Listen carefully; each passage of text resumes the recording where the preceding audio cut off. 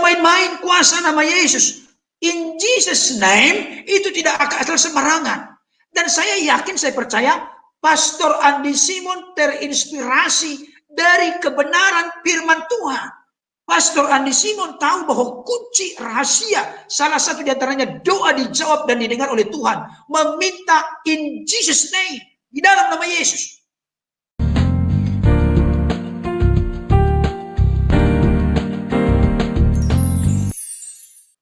Shalom. Salam sejahtera dalam kasih Tuhan kita Yesus Kristus. Jumpa kembali dengan saya, Pendeta Berton Nababan.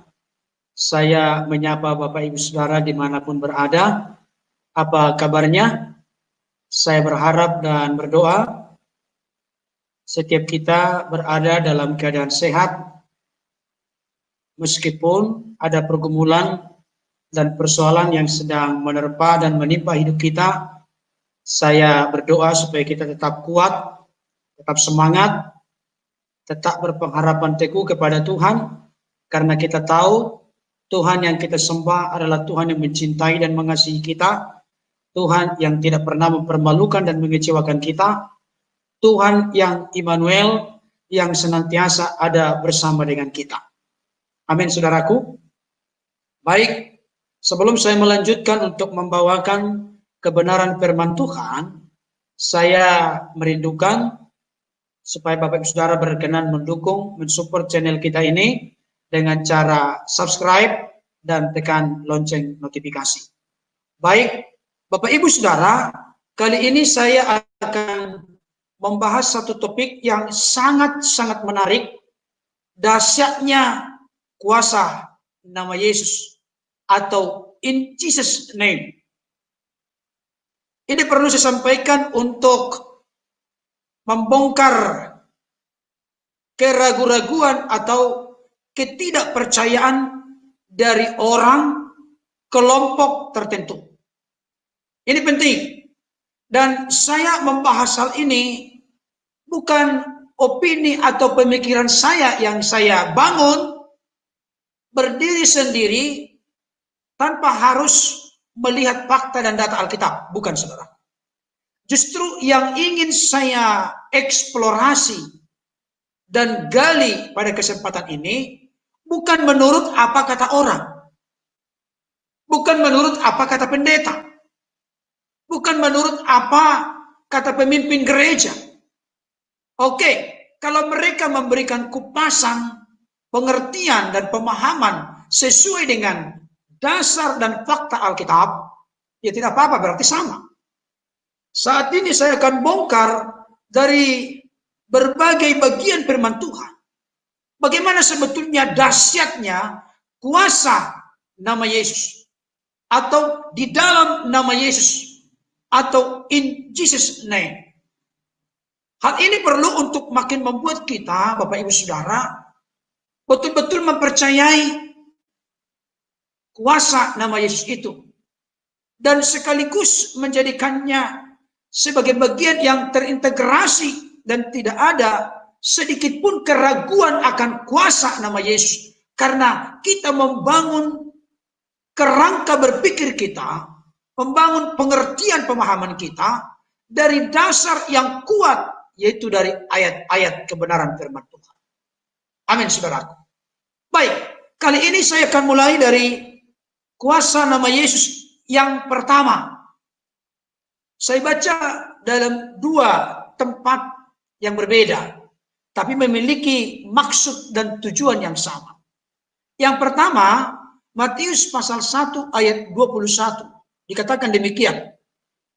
Ia akan melahirkan anak laki-laki, dan engkau akan menamakan dia Yesus, karena dialah yang akan menyelamatkan umatnya dari dosa mereka. Saudaraku, dalam konteks bacaan kita ini, dikatakan di sini berkaitan dengan pemberitahuan tentang kelahiran Yesus Kristus, di mana Yusuf melalui sebuah mimpi diberitahukan bahwa anak yang akan dilahirkan oleh Maria itu dinamakan Yesus. Yesus namanya, Dan nama Yesus ini artinya Allah menyelamatkan. Nama Yesus itu dalam perjanjian lama, Yosua atau Yehosua atau Hosea, itu memiliki kemiripan artinya Allah menyelamatkan.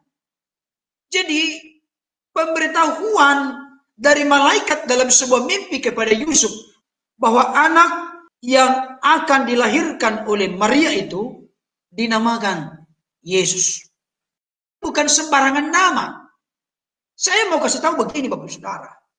Namanya Yesus, nama yang menyelamatkan. Pribadi Yesus, pribadi yang menyelamatkan. Karya Yesus, karya yang menyelamatkan.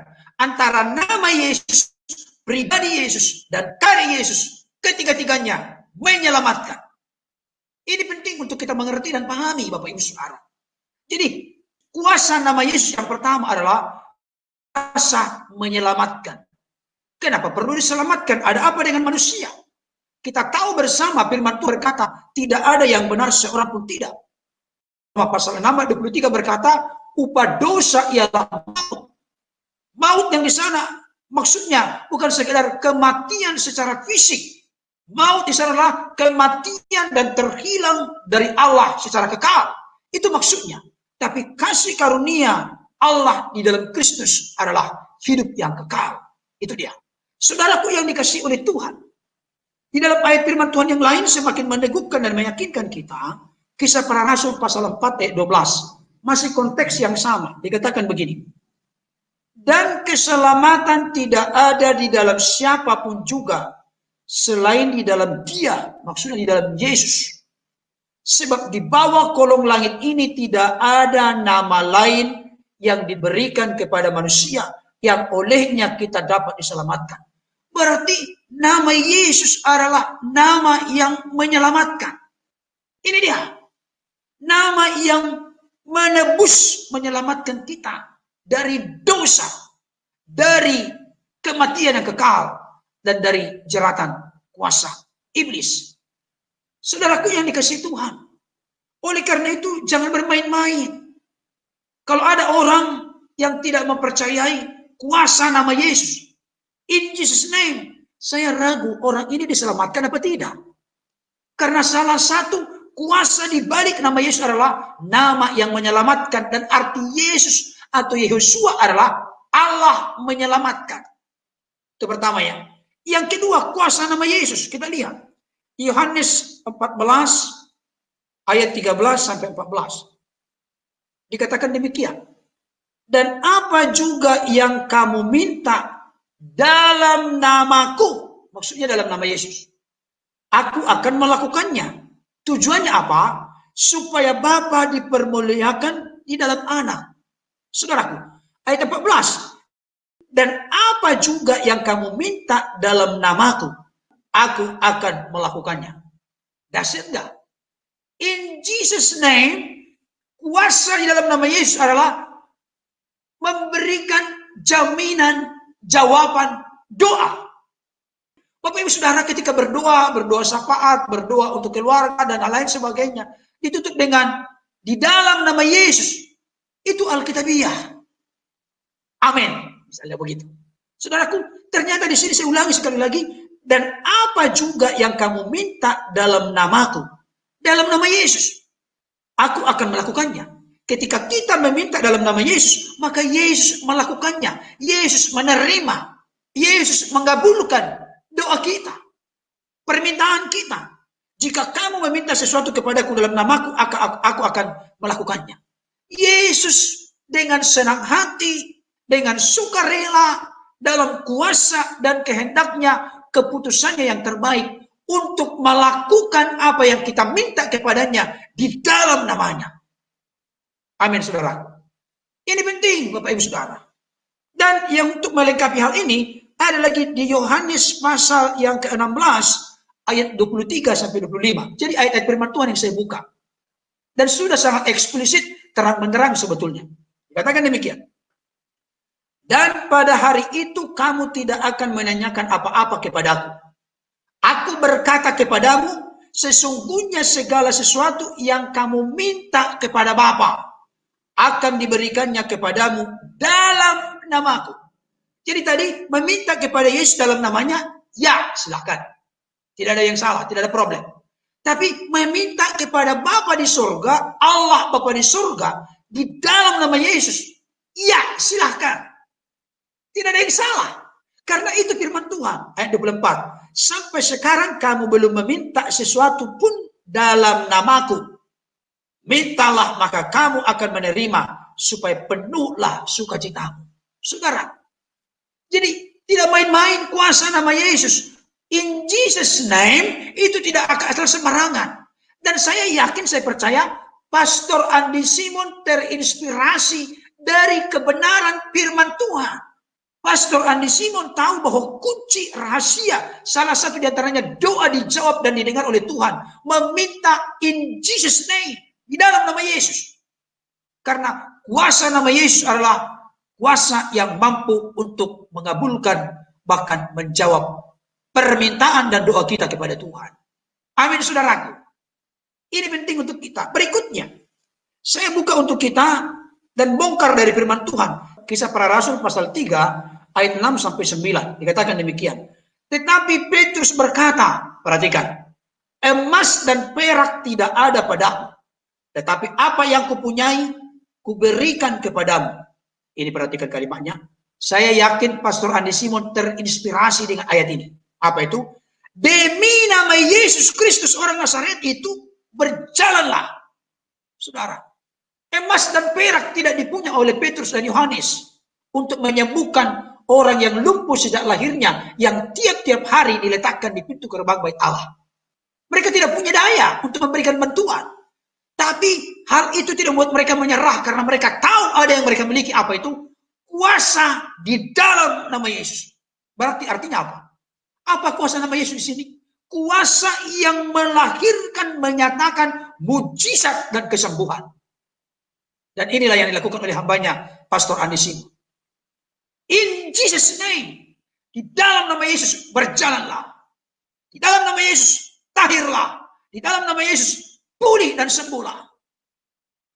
Kuasa nama Yesus bukan hal-hal yang main-main, saudaraku, tidak. Tapi hal yang dahsyat dan luar biasa. Karena apa? Selain pertama, kuasa menyelamatkan, menebus hidup kita dari dosa, kematian kekal, dan dari jeratan kuasa iblis. Yang kedua, menjadi kunci jawaban rahasia doa bagi kita. Yang ketiga, ternyata melahirkan dan menyatakan mujizat dan kesembuhan. Dikatakan di sini ayat yang ke-7, lalu ia memegang tangan kanan orang itu dan membantu dia berdiri. Seketika itu juga kuatlah kaki dan mata kaki orang itu. Ia melonjak berdiri lalu berjalan kian kemari dan mengikuti mereka ke dalam bait Allah, berjalan dan melompat-lompat serta memuji Allah. Seluruh rakyat itu melihat dia berjalan sambil memuji Allah. Saudara, setelah orang yang lumpuh selama 38 tahun ini dari sejak lahirnya, dia akhirnya bisa berjalan, melompat kegirangan dan bersukacita memuji Tuhan. Ternyata hal itu membawa dampak yang besar, membuat orang lain juga ikut memuji, memuliakan Tuhan. Saudaraku, bukankah jujur kita berkata, siapapun yang menyaksikan dan mendengarkan live dari hambanya Pastor Andi Simon, atau menonton video-video YouTube-nya, atau langsung terjun datang ke tempat di mana beliau pelayanan untuk doa kesembuhan, bukankah semakin banyak orang bersorak-sorai, berkobar, bersemangat, memuji, menyembah, memuliakan Tuhan? Apakah hal ini mau dikatakan dari iblis? Waduh, terlalu kualat dan keterlaluan. Saya tahu segala sesuatu yang dilakukan dengan ketudusan, kemurnian, dan penyerahan, pengabdian penuh kepada Tuhan, hal itu memuliakan dan menyenangkan Tuhan. Amin, saudaraku. Berikutnya, kita lihat lagi yang terakhir, saudaraku, Filipi pasal 2. Ini bagaimana Yesus berkenosis, yang walaupun dalam rupa Allah tidak menganggap kesetaraan sebagai milik yang harus dipertahankan, tapi dia mengosongkan dirinya dan mengambil rupa seorang hamba, menjadi taat sampai Tuhan Kristus dari kerelaan dirinya demi menebus manusia dari dosa, saudaraku. Itulah sebabnya, ini kunci yang harus dipahami oleh orang Kristen. Kalau ingin ditinggikan, dimuliakan Tuhan, Yesus telah memberikan contoh yang sangat nyata, real bagi kita. Dia yang dari sorga turun ke tengah-tengah dunia ini, dia penuh kemuliaan, penuh doksa keagungan, di sorga, tapi rela datang ke tengah-tengah dunia. Firman turun menjadi manusia. Saudaraku, demi saudara dan saya, demi kita umat manusia yang berdosa. Dan akhirnya apa? Lewat perendahan sampai mati, taat mati di kayu salib. Itulah sebabnya Filipi 2 ayat 9 sampai 11. Allah sangat meninggikan dia, perhatikan, dan mengaruniakan kepadanya nama di atas segala nama. Perhatikan, nama Yesus adalah nama di atas segala nama. Tapi jangan sembarang Yesus. Ada juga Yesus Filipina. Pemain bola juga ada, itu pernah. Tapi Yesus yang dari Nazaret, yang dikandung oleh Bunda Maria, dan yang selama 33,5 tahun ada di tengah-tengah dunia ini. Setelah itu dia mati, bahkan hari ketiga bangkit, dan 40 hari menampakkan dirinya kepada murid-murid. Setelah itu baru naik ke sorga, menyediakan tempat bagi saudara dan saya yang telah percaya dan menerima dia sebagai Tuhan Juru Selamat dalam hidup kita. Dikatakan di sini, supaya dalam nama Yesus bertekuk lutut segala yang ada di langit dan yang ada di atas bumi dan yang ada di bawah bumi, dan segala lidah mengaku Yesus Kristus adalah Tuhan bagi kemuliaan Allah Bapa. Saudaraku, kuasa nama Yesus adalah nama di atas segala nama, di mana ada saatnya setiap lutut akan bertelut di hadapannya, dan segala lidah akan mengaku bahwa Yesus Kristus adalah Tuhan bagi kemuliaan Allah. Artinya, Bapak Saudara, baik yang di langit akan bertekuk lutut, baik yang di atas bumi ini bertekuk lutut, baik di bawah bumi bertekuk lutut, baik orang-orang siapapun yang saat ini menghina, merendahkan Yesus sebagai Tuhan. Bahkan ada yang mengatakan, mengapa engkau mengangkat Yesus sebagai Tuhan? Tidak, kita tidak mengangkat Yesus sebagai Tuhan dalam konteks artinya firman yang adalah Allah. Tidak diangkat oleh manusia, tidak diangkat oleh Konsili Nikea seperti pernyataan daripada Ibunda Irene Handono dan juga Munsir Situmorang dan yang lain-lain. Tidak pernah manusia mengangkat Tuhan, tidak mungkin. Apa pangkat manusia mengangkat Tuhan? Itu mustahil. Tapi siapapun yang menghina, merendahkan Yesus, segala nama yang sudah diangkat oleh Bapa menjadi Tuhan, pemimpin, Lord Kurios, penguasa atas dunia ini, ada saatnya siapapun yang menolak Yesus Kristus adalah Tuhan, satu saat dalam penghakiman terakhir dia akan mengaku Yesus Kristus adalah Tuhan. Nama Yesus adalah nama yang berkuasa. Amin, saudaraku. Kuasa nama Yesus adalah kuasa yang menyelamatkan. Kuasa nama Yesus adalah kuasa yang menjadi kunci jawaban doa kita. Kuasa nama Yesus adalah kuasa yang menyatakan mujizat dan kesembuhan. Kuasa nama Yesus adalah nama yang lebih tinggi dari segala nama. Karena ada saatnya setiap lutut bertelut, setiap lidah mengaku Yesus Kristus Tuhan bagi kemuliaan Allah Bapa. Kiranya firman Tuhan ini menjadi berkat bagi kita, semakin meneguhkan, menguatkan kita. Tuhan Yesus memberkati. Amin.